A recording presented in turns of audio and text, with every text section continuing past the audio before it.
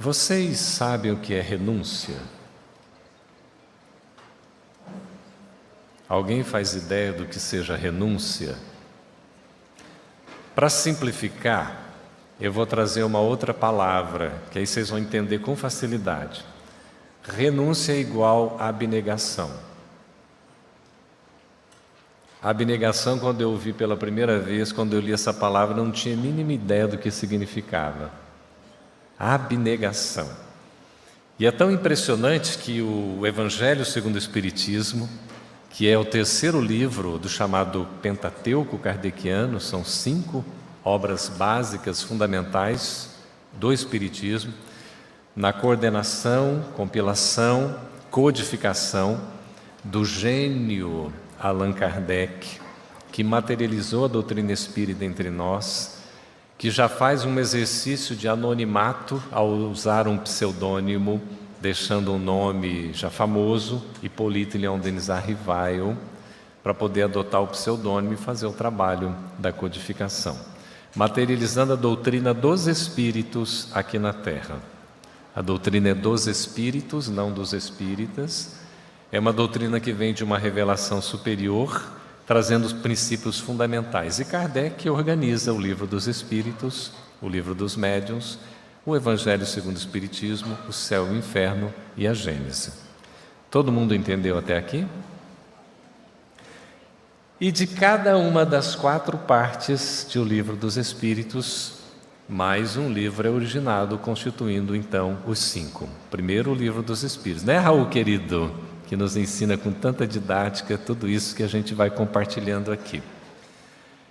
Da segunda parte de O Livro dos Espíritos, nós temos da vida espiritual, da vida espírita, o mundo espiritual, a sua relação com o mundo físico, o Livro dos Médiuns, publicado em 1861, na primeira edição, e a segunda edição também no segundo semestre de 1861.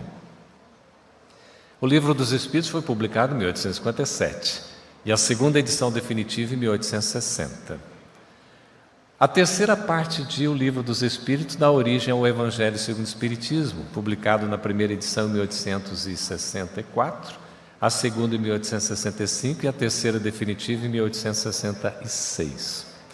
E a quarta parte dá origem à Gênese, publicada em 1868. Primeira edição janeiro, segunda edição fevereiro, terceira edição março, e depois tivemos a quarta edição e a quinta definitiva.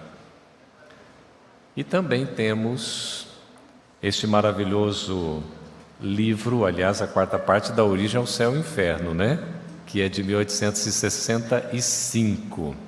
Aí a gente tem também uma primeira edição, uma segunda edição, terceira e a quarta, que é definitiva. A Gênese é da primeira parte de O Livro dos Espíritos, né, Lacordaire?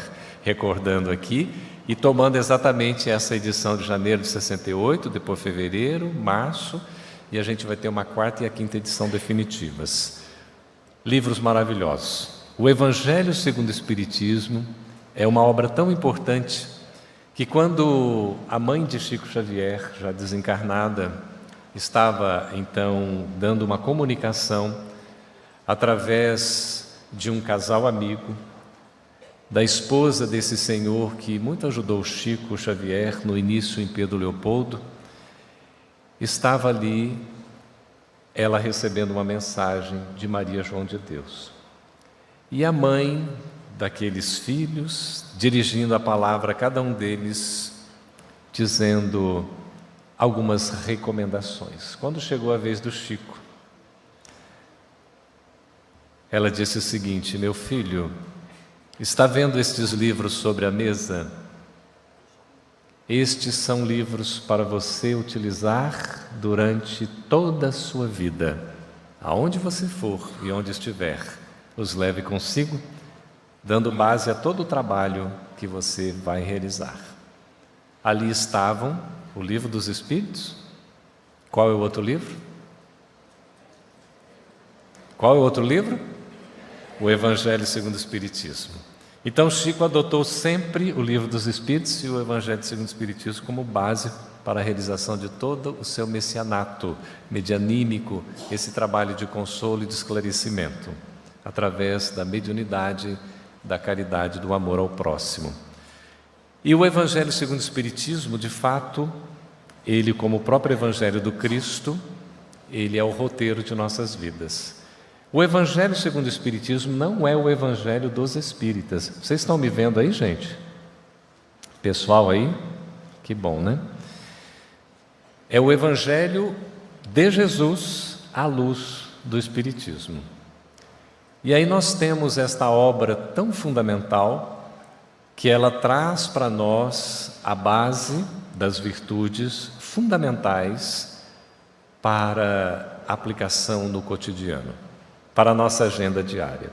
E nós temos o item 8 do capítulo 6, quando traz o advento do Espírito Consolador, o Espírito que nos traz essa terceira revelação e que já havia nos apresentado a segunda revelação e havia sido também o coordenador da primeira revelação, desde Moisés, o Cristo acompanhando todos os trabalhos, porque é onisciente, onipresente, onipotente no que diz respeito a tudo o que acontece na Terra, porque co-criador da Terra com Deus há 4 bilhões e 500 milhões de anos, o governador espiritual da Terra, Jesus Cristo.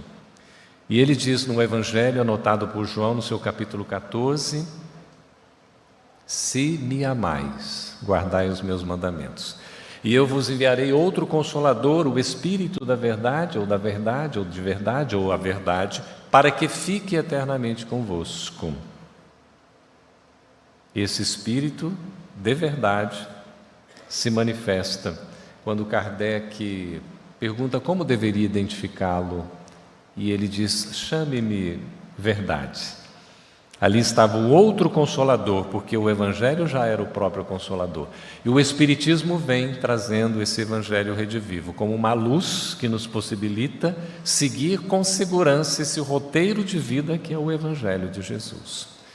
E o Evangelho, segundo o Espiritismo, é uma obra especial, porque nesse capítulo 6, praticamente todo assinado pelo Espírito de Verdade, no item 8, quando encerra, traz-nos o Espírito da Verdade um verdadeiro roteiro para como a gente pode colocar as duas principais virtudes do Evangelho no cotidiano de nossas vidas. Nós estamos falando aqui de duas virtudes basilares. A primeira delas é aquela que o Cristo, antes de ensinar, ele exemplificou. Na simbologia do seu nascimento, na manjedoura, entre os animais, na natureza, ali com seus pais, e cercado dos seus irmãozinhos menores, os animais, as árvores. Ele dá o testemunho, já como bebê, simbolicamente no seu nascimento, da principal e da mais importante de todas as virtudes, que dá base para todas as demais. Ela começa com U e acaba com humildade. Qual é essa virtude mesmo? Toda vez que vocês gostarem de alguma coisa, espontaneamente vocês podem aplaudir, tá bom?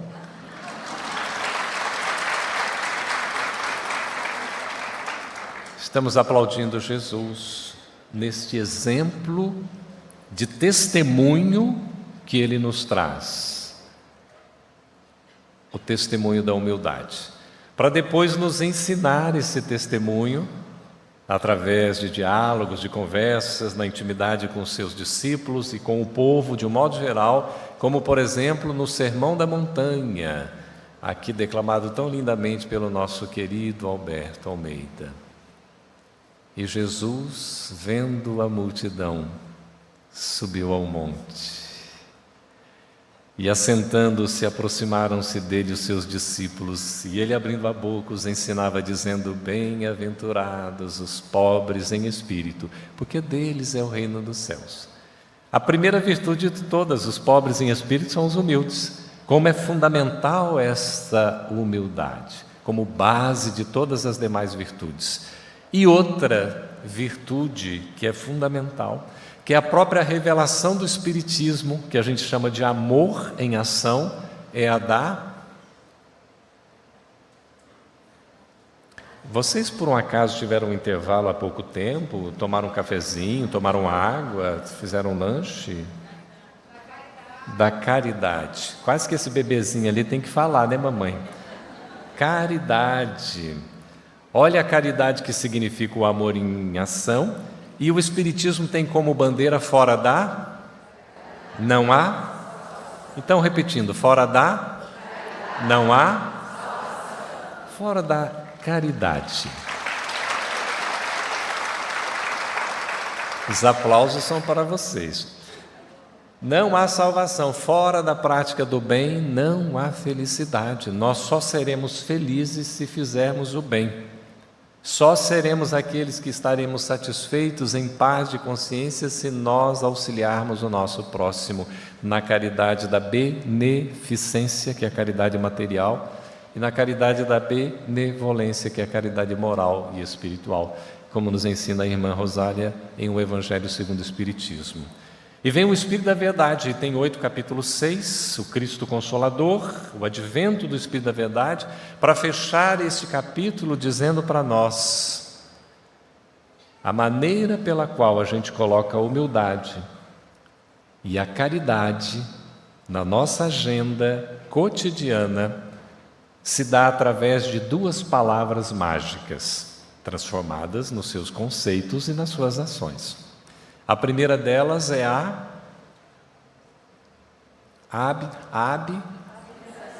abnegação. A abnegação, que significa renúncia. Quem já leu Renúncia aqui, por favor, permaneça como está. É uma maravilha. Quem não leu ainda tem a oportunidade de encontrar o livro ali na livraria. Esse livraço histórico, né, da coleção Romances de Emmanuel na psicografia do Apóstolo do Bem, Chico Xavier. E a gente vê a renúncia como sendo algo, que é a abnegação, em que nós temos uma postura de abrir mão, de ceder espaço, de conceder a oportunidade ao outro.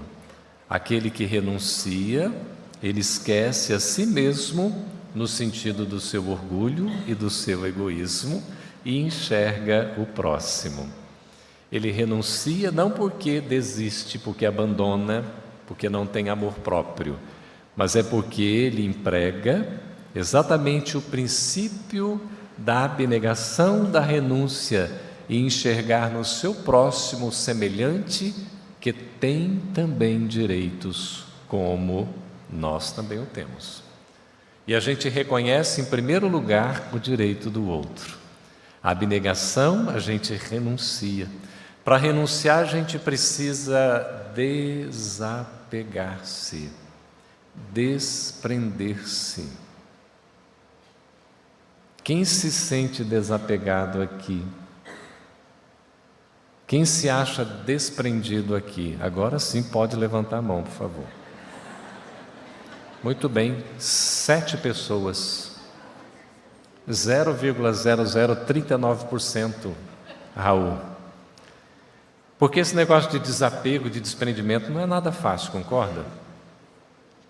A gente é muito, porque a gente acha que as coisas são, e a gente usa mais o princípio do ter, da posse, que é meu. Ao contrário do ser, que é uma conquista de uma propriedade espiritual, dificilmente mensurável. Mas na matemática evangélica, quanto mais eu dou, mais eu tenho. Segundo Emmanuel, quanto mais a gente dá, mais a gente recebe da própria lei, porque faz parte da lei divina. A lei de causa e efeito funciona assim.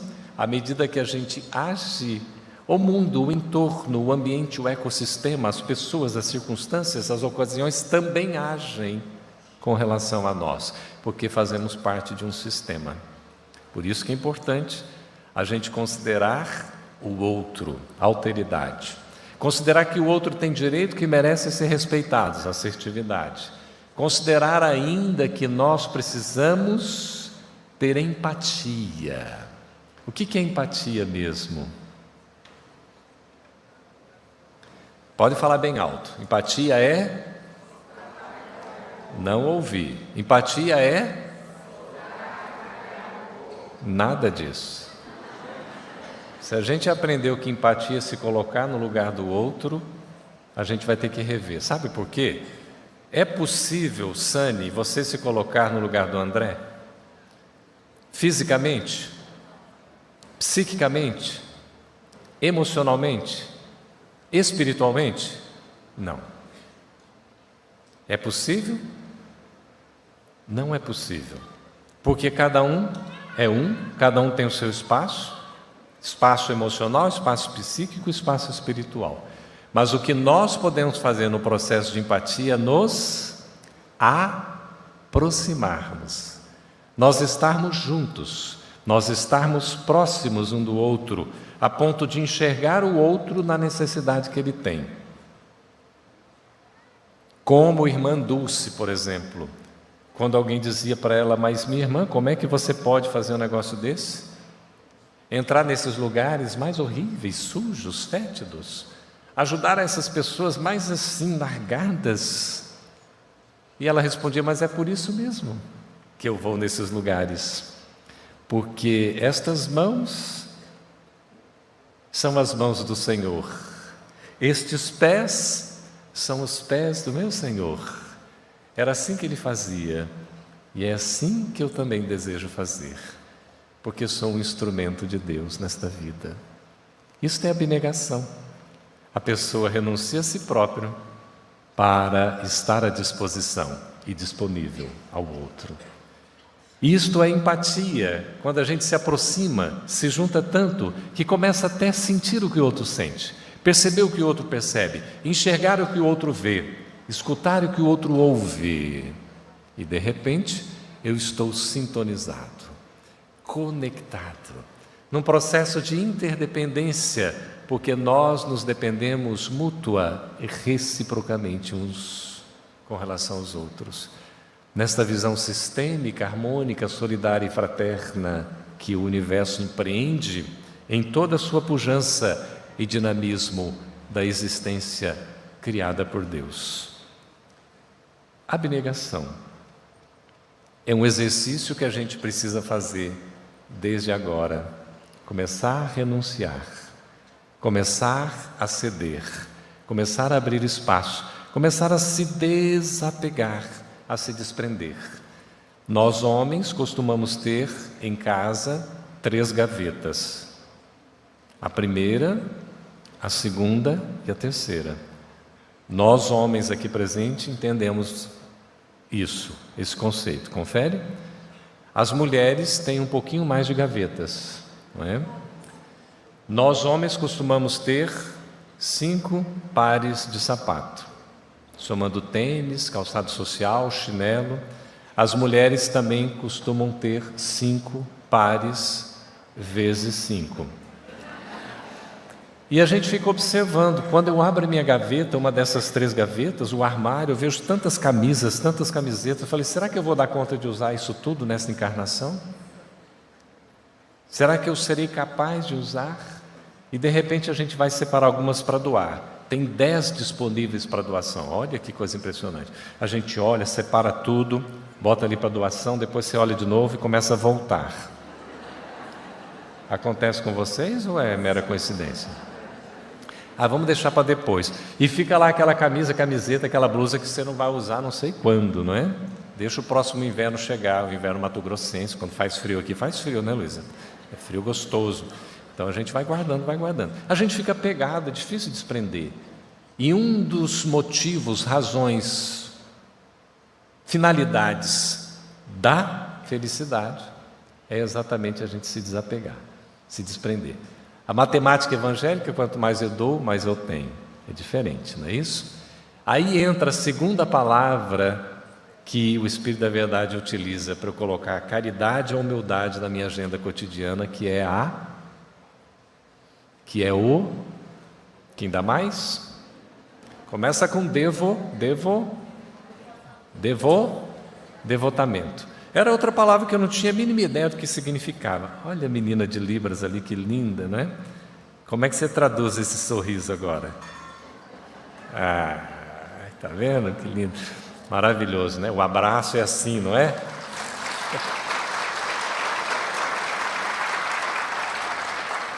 Aplausos a esse trabalho lindo de inclusão, né, que os nossos irmãos que veem, mas que, né, têm a dificuldade na audição, eles podem compreender essa linguagem linda de Libras. Parabéns mesmo.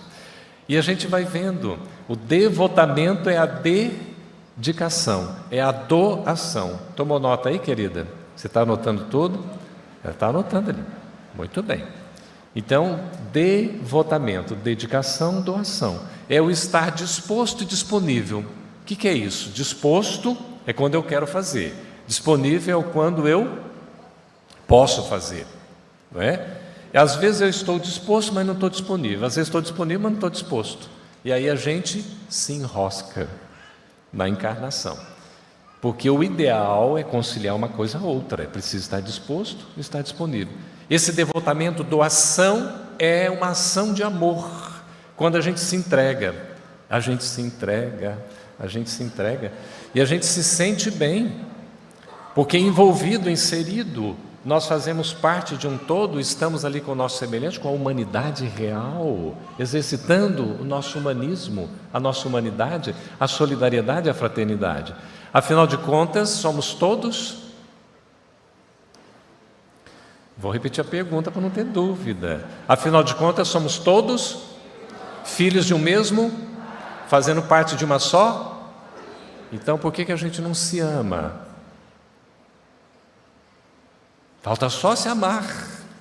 A doação, a dedicação, o devotamento. Seremos felizes, aplicaremos a caridade, o amor em ação, aplicaremos a humildade, essa virtude por excelência que nos coloca no lugar que nós estamos, fazendo uma viagem para dentro de nós mesmos, reconhecendo as nossas qualidades e defeitos, aquilo que a gente já tem de bom que precisa ser melhorado, a nossa potencialidade e ainda as nossas timidezes, e também aquilo que a gente já desenvolveu e aquilo que a gente precisa desenvolver.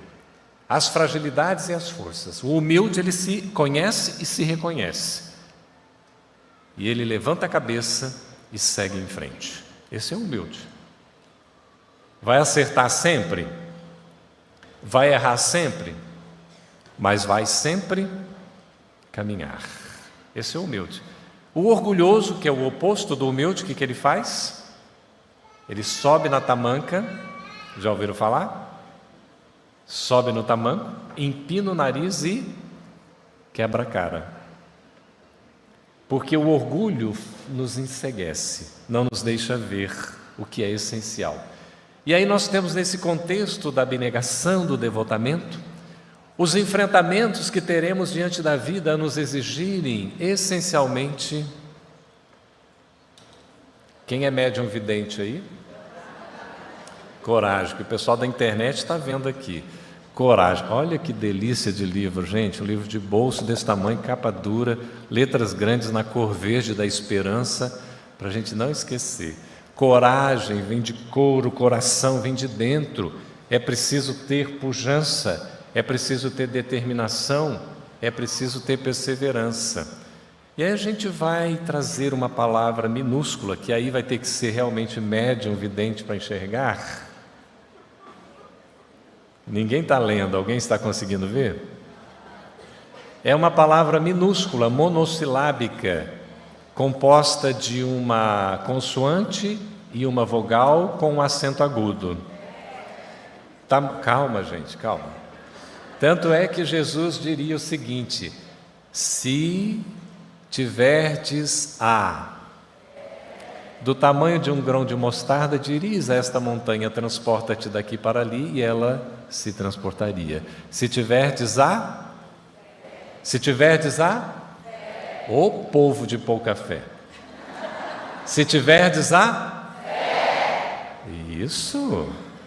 Emmanuel, já na década de 70, diria que os nossos templos espiritistas precisavam de fé. Essa fé é pungente. Quando a gente dá um abraço realmente, porque nós estamos juntos, unidos, compartilhando energia, força, magnetismo. Essa fé que é dinâmica, uma fé que é viva, porque a fé sem obras é... Então a fé, para ser viva, ela precisa ter obras, precisa ter ações, precisa ser dinâmica, precisa ser pujante. E aí nós vamos aprender, quando a gente fala em fé, Geralmente a gente associa a fé com coragem. É preciso ter coragem. Coragem nos dá força. Eu vou enfrentar. Os nossos irmãos gaúchos, na sua cultura tradicional linda, é um povo corajoso, um povo forte, e está enfrentando esta crise, essa provação coletiva, recebendo ajuda de todo o Brasil, todo mundo, e está seguindo em frente. Confere?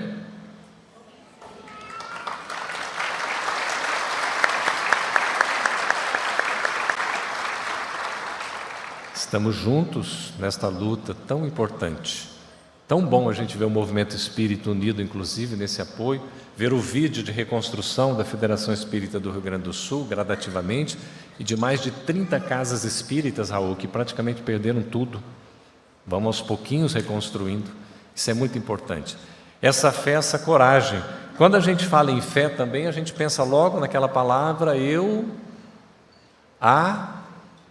acredito. Tu,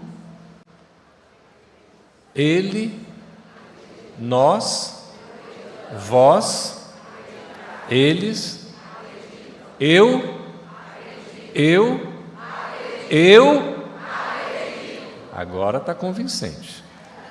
A fé, ela vai crescendo aos poucos, e ela começa com essa crença, eu preciso acreditar. E eu acredito em quem?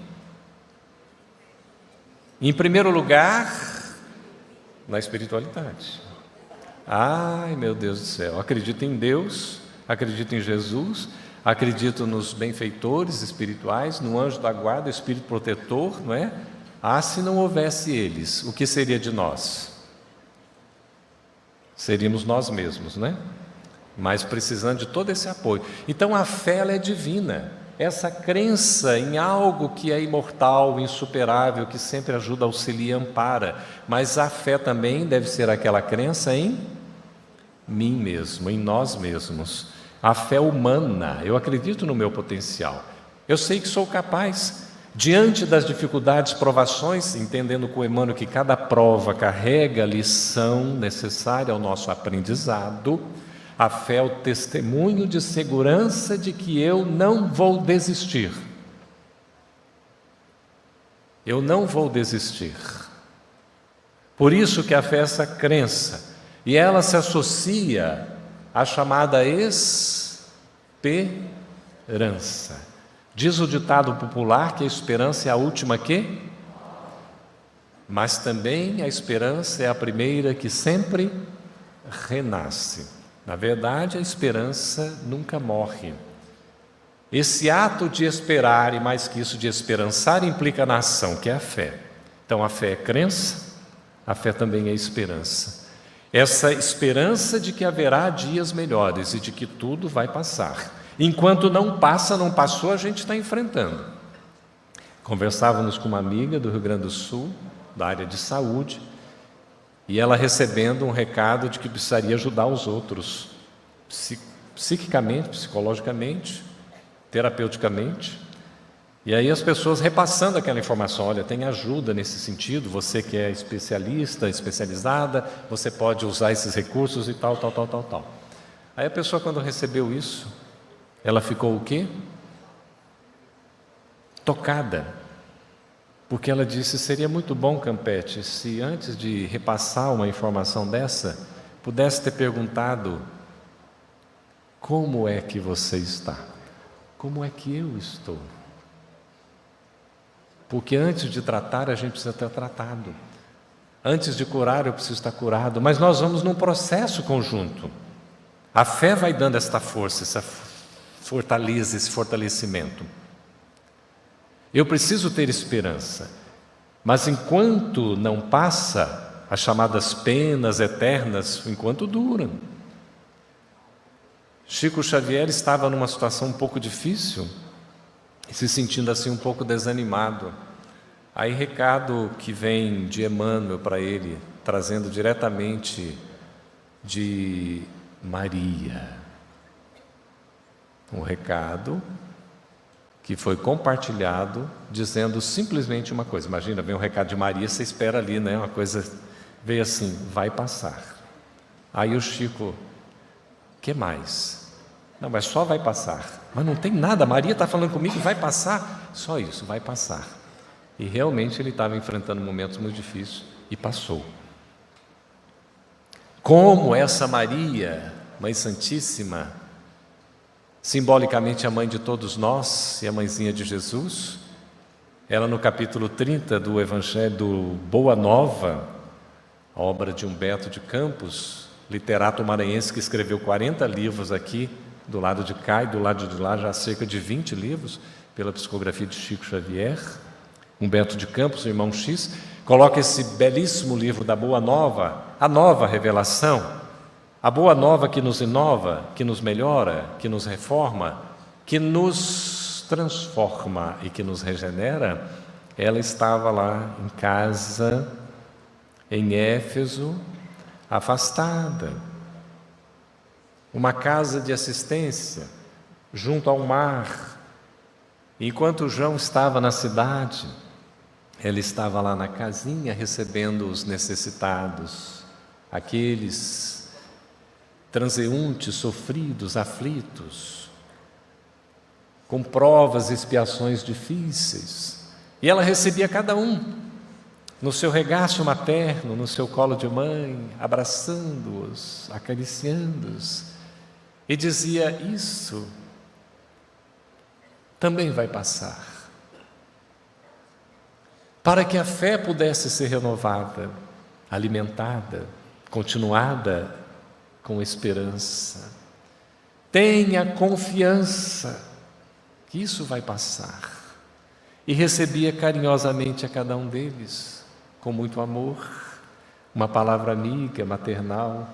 Quando a gente sente os momentos mais difíceis da nossa vida, seja fisicamente, espiritualmente, a gente vai bater o colo de quem? Da nossa mãezinha. E era assim que aquelas pessoas buscavam. Em dado momento ela foi atender a um irmão em necessidade e ela reconhece que parecia diferente. Aquela voz não lhe era estranha. E ela percebe que era o seu próprio filho, Jesus, que estava junto dela e que vinha buscá-la no processo de desprendimento, de desapego, de renúncia, de emancipação. E ela então, na narração de Humberto de Campos, capítulo 30 de Boa Nova, Maria,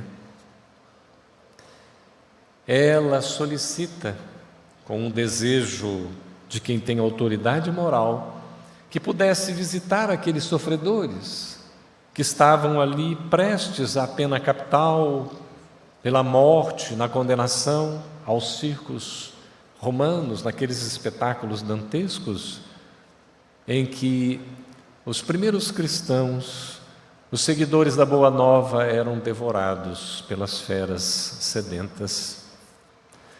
E ela então começa a direcionar o seu pensamento e narra Humberto de Campos que bastou Maria pensar para que hostes angelicais pudessem cumprir a sua vontade, atendendo o seu pedido, que na verdade era mais que uma ordem. E ela então visita, vê aquelas pessoas em necessidade, com testemunho da fé, da coragem, da esperança. E como nos ensina o Espiritismo, da certeza, porque a fé é a certeza. Essa é a grande contribuição do Espiritismo com relação ao conceito da fé. Para além da coragem, para além da crença, para além da confiança, da esperança, é a certeza. Nós que temos fé, temos certeza, não temos dúvida. Por isso a fé é raciocinada. Nós sabemos porque acreditamos. Então esta fé, que é a fé que nos traz o discernimento, que dá a certeza de que nós vamos alcançar aquilo que estamos buscando. E era esta certeza que estes nossos irmãos, envolvidos pelo magnetismo de Jesus e de Maria, sentiram naquele momento. E ela então passava vendo, e uma jovem muito sofredora, ela olha e fica tão compadecida, compassiva, e olha para aquela jovem e diz assim: Canta, minha filha, canta. Que isso também vai passar. E esta casa de trabalho, de amor, de caridade, de humildade, tem valiosos e valorosos trabalhadores, intermediários do bem, recebendo a percepção da espiritualidade, conseguiram materializar a letra e a melodia numa apresentação belíssima desta música que aquela jovem e aquela multidão que haveria de ser sacrificada em breve estava entoando o hino de louvor à vida, a Jesus, ao Evangelho. Esta é a fé que expressa o amor, a confiança, a esperança, a coragem, a perseverança de não desistir. Porque se nós ainda nos sentimos algumas vezes desanimados, jamais devemos desistir. Se a dor bate à porta da nossa intimidade, querendo fazer morada em nosso coração, que a gente possa alimentar essa fé da segurança, do testemunho, para não desistir. Muitas vezes titubeamos, fraquejamos, até mesmo caímos, mas que tenhamos a coragem de nos levantar e podermos olhar aos céus e agradecer a prova que nos renova, a bênção da oportunidade da expiação que nos liberta, porque esta fé que vai nos fazer compreender que a vontade de Deus está acima de tudo e que nós somos esses instrumentos que devemos ter conforme a leitura da nossa elegante maestrina de cerimônia, nos colocando o trecho de que quando nós aceitamos com a razão, nós estamos sendo obedientes, mas que quando aceitamos com o coração, estamos sendo resignados. A resignação é a aceitação do coração, é a compreensão com o sentimento, e é o sentimento com a razão que se intercomunicam, para que haja essa conexão e nós podemos estar sintonizados com a espiritualidade maior. E mesmo diante da dor, sabermos enxergar a revelação da dor que nos aponta o caminho da libertação. O processo, certamente, queridas e queridos, não é fácil, não é simples, mas tenhamos a certeza de que não é impossível essa trajetória, essa caminhada. Neste livro Sementes do Evangelho Fé, que está disponível ali alguns exemplares, a gente tem aqui a fé associada ao esforço. Quando diz Emmanuel para nós, o princípio de fé jamais será o da conquista fácil dos favores do céu. Então nós não esperemos facilidade, mas o de esforço ativo pela iluminação própria e pela execução dos desígnios de Deus através das horas calmas ou tempestuosas da vida. A vida sempre nos trará oportunidades de crescimento e de aprendizado. O testemunho da fé vai apontar a necessidade de nós termos esta visão que enxerga para além, que enxerga com um olhar transcendente, que não se limita apenas ao hoje, ao agora, mas compreende a importância do testemunho atual para que a gente possa sair vitorioso sobre nós mesmos, sobre o nosso orgulho, sobre o nosso egoísmo, para a gente testemunhar a abnegação, o devotamento e sermos felizes. Como a gente vê nesta belíssima obra, que é uma obra de arte, veja que lindo, 1 minuto com Chico Xavier. Aqui nós temos também uma frase que é de Emmanuel, do livro Rumo Certo, no capítulo 14, aliás é o livro roteiro, que ele diz o seguinte: cada criatura que registra as notas consoladoras do Evangelho começa a contemplar o mundo e a vida através de prisma diferente. O Evangelho nos faz enxergar a vida com um novo prisma. A gente enxerga o que não enxergava antes. A gente começa a compreender o que antes não compreendíamos, porque o Evangelho nos abre a possibilidade de uma compreensão mais ampla. Surge a terra por bendita escola de preparação espiritual, com serviço santificante para todos. Então a terra é uma abençoada morada, é um lar, é uma escola, é a oportunidade que a gente tem de trabalhar, de aprender, de servir. Como o próprio Cristo disse, o meu Pai trabalha até hoje e eu também. Esta fé ativa, dinâmica, que serve, a fé que ampara, a fé que consola, a fé que nos traz a esperança, a fé que nos dá a certeza de que somos espíritos imortais, estagiando temporariamente aqui num veículo carnal, numa vilegiatura que a gente precisa valorizar e aproveitar muito bem, para que nós, depois dessa, possamos seguir em frente na verdadeira vida de onde viemos e para onde retornaremos, com o Espírito Consolador, aquele que toca o nosso coração, aquele que desperta a nossa mente e nos faz enxergar diante da dor e diante da alegria, diante da prova e da reparação, a figura daquele que é o nosso Consolador, que é o nosso Mestre porque nos ensina, é o nosso Senhor porque exemplifica e testemunha. Ele é o nosso guia que merece ser seguido e Ele é o nosso modelo que nos serve de inspiração para, dirigindo a Ele do fundo do nosso coração, na intimidade do nosso ser, dizer: ó Jesus, quando a vida me anima e sorri, é sempre tão fácil lembrar-me de Ti. Visito as estrelas em meu pensamento, não sofro, não choro, não há desalento. Porém, tenho medo de esquecer, Senhor, Teu vulto sereno na hora da dor. Quando a força do mundo eu sentir me deixar, recorda-me, ó Mestre, que estás a me olhar. E assim, quando eu sofra, que eu Te encontre aqui, bem junto ao meu peito, que eu me lembre de Ti. Muito obrigado, Jesus. Muito obrigado, meus amigos, meus irmãos.